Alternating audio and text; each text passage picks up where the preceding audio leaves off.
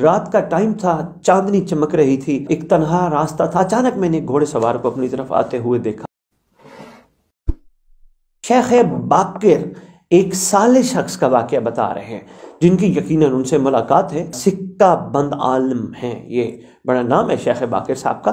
تو یہ کہتے ہیں کہ ایک شخص ہے جو اپنے بوڑھے باپ کی بہت خدمت کرتا تھا، یہاں تک انہوں نے لکھا کہ باتھ روم تک خود لے جاتا، باپ کی خدمت میں مصروف رہا۔ اس کی یہ بھی ایک دل میں حسرت رہتی تھی کہ میں مسجد سیلہ میں جا کر 40 شب بدھ ضرور صاحب الزمان کی زیارت کے لیے وہاں چکر ضرور لگاتا رہوں۔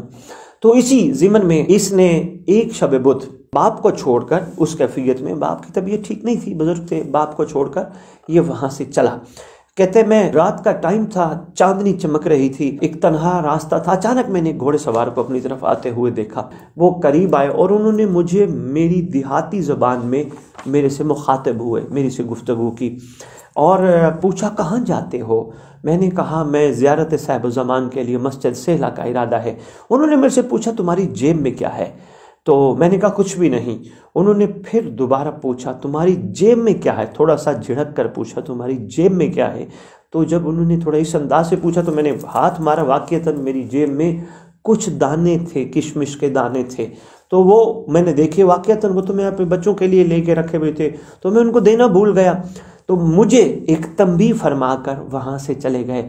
فرمانے لگے کہ تمہیں 3 مرتبہ فرمایا، تمہیں تمہارے بوڑھے باپ کے بارے میں نصیحت کرتا ہوں، تنبیہ کرتا ہوں، حکم دیتا ہوں۔ یہ فرما کر وہ میری نگاہوں سے سوار دور ہو گئے۔ مجھے یقین ہو گیا وہ صاحب الزمان اجل اللہ فرج شریف ہے، اور میں باپ کی خدمت میں ایسا لگ گیا کہ میرے سے دوبارہ مسجد سیلہ جانا بھی چھوٹ گیا۔ اتنا سا واقعہ تھا محترم سامعین، قابل قدر ناظرین، خصوصاً جوانانہ نے اس وقت جو عالم میرے سامنے ہیں، میری بیٹیوں بہنوں کی صورت میں، بھائیوں بچوں کی صورت میں جتنے بھی ہیں، میں ان کے لیے 1-2 باتیں ضرور عرض کرنا چاہوں گا۔ سب سے پہلی بات یہ ہے کہ اس واقعہ کے روح سے صاحب الزمان اجل اللہ فرج شریف جو چاہ رہے ہیں وہ اپنی زیارت سے زیادہ اہمیت دے رہے ہیں اولاد اپنے والدین کی خدمت کرے، اور جس طرح وہ اپنے باپ کو چھوڑ کر زیارت امام کے لیے چل پڑے تو امام کو یہ بھی پسند نہ آیا۔ یعنی اس کا مطلب امام کو پتہ ہے کہ وہ اپنے باپ کی خدمت کر رہا ہے۔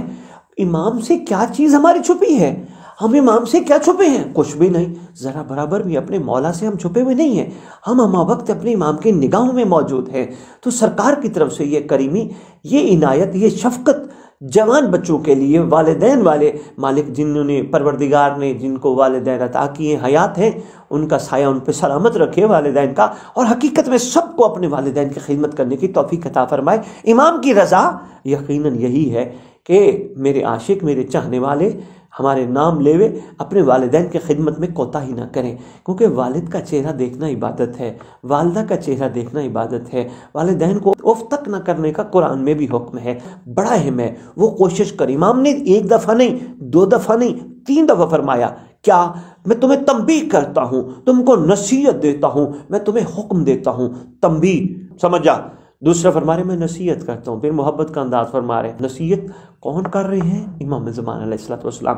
اور تیسرا فرما رہے میں تمہیں حکم دیتا ہوں۔ امر کس کا ہے؟ صاحب الامر کا، اولی الامر کا۔ میں کہتا ہوں سعادت ہے جن کو والدین نصیب ہیں بوڑھے خدمت کے حوالے سے، جوان بھی ہوں تو خدمت کرنی چاہیے، مگر جن کو بوڑھے والدین نصیب ہیں تو ان کو تو میں کہتا ہوں سعادت ہے۔ پروردگار نے کچھ لمحات ان کے لیے جو رکھے ہیں زندگی کے، کسی نے اس دنیا میں ہمیشہ کے لیے نہیں رہنا، ہر کوئی آتے اپنا ٹائم پورا کر کے دنیا سے جا رہا ہے۔ تو جتنے لمحات والدین کی خدمت کے لیے پروردگار نے کسی اولاد کو دیے ہیں تو میرا خیال ہے غنیمت ہے۔ ان لمحات کو بڑے خوبصورت اور احسن انداز میں نبھانا چاہیے۔ جو آج والدین کے مقام کو، قدر کو، منزلت کو نہیں سمجھ رہے، وہ اپنے بچے جب پال رہے ہیں وہ دیکھیں کہ وہ کس انداز میں پال رہے ہیں۔ چھوٹے سے بچے ہوتے ہیں، ان کو کس انداز میں لے کے بڑا کر رہے ہوتے ہیں، ان کو گرمی سردی دھوپ چھاؤں ان کے لیے اتنا کچھ نچھاور کر رہے ہوتے ہیں۔ بس یہی سمجھیے گا جس طرح آج ہم لوگ اپنے چھوٹے بچوں پہ سب کچھ نچھاور کر رہے ہیں، یہ والدین ہمیں بچپن میں ایسے نچھاور کیا کرتے تھے۔ پروردگار سب کے والدین کو سلامت رکھے، ان کا سایہ تمام پہ قائم و دائم رہے، قائم و دائم بادشاہ کے صدقے میں، اور قائم و دائم بادشاہ اجل اللہ فرج شریف کے سامنے ہمیں سرخرو ہونے والوں میں کرا۔